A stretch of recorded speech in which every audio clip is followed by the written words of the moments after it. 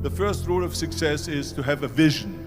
You see, if you don't have a vision of where you go, and if you don't have a goal where you go, you drift around and you never end up anywhere.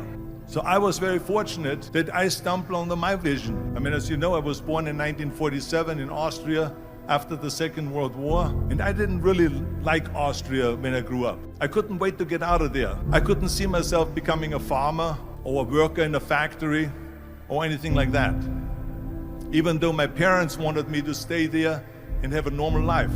But that was their vision, not mine. My vision was totally different. I felt that I was born for something special, for something unique, for something big. So I was searching.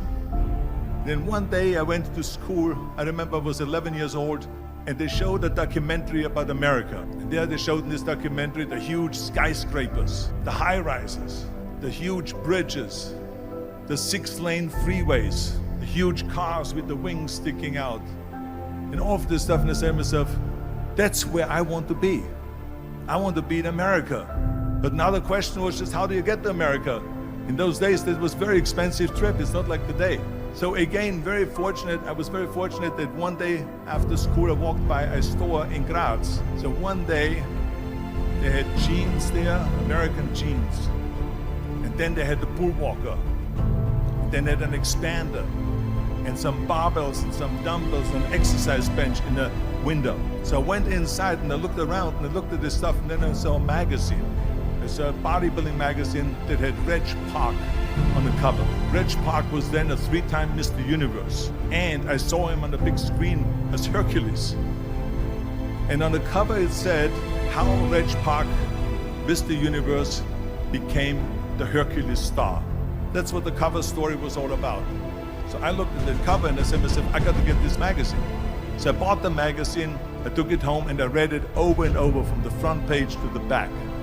It had everything in there, how he trained, how he was working out in Leeds, England, in a factory town, how he worked out every day for 3-4 hours and became the strongest man of Europe, and how he won Mr. Europe, Mr. Great Britain, then eventually Mr. Universe, and how he won the second Mr. Universe and the third Mr. Universe. I read that and I said to myself, wow, this is the blueprint for my life. This is exactly what I want to do. I want to become a bodybuilding champion just like Reg Park. I want to get into movies just like Reg Park. And I want to make millions of dollars and be rich and famous just like Reg Park. Imagine the majority of people don't know where they're going. I knew where I was going, that I'm going to become this bodybuilding champion just like him. So it was just a question of how do you do it? I was so relieved, because when you have a goal, when you have a vision, everything becomes easy. I felt so blessed that I knew what I was doing. It's like a medical student that studies and knows he wants to become a doctor. You know where to go. So I knew where to go. So people always ask me, when they saw me in the gym in the pumping iron days, they said, why is it that you're working out so hard? 5 hours a day, 6 hours a day, and you have always a smile on your face. The others are working out just as hard as you do, and they look sour in the face. And I told people all the time, I said, because to me, I'm shooting for a goal. In front of me is the Mr. Universe title. So every rep that I do gets me closer to accomplishing that goal, to make this goal, this vision turn into reality.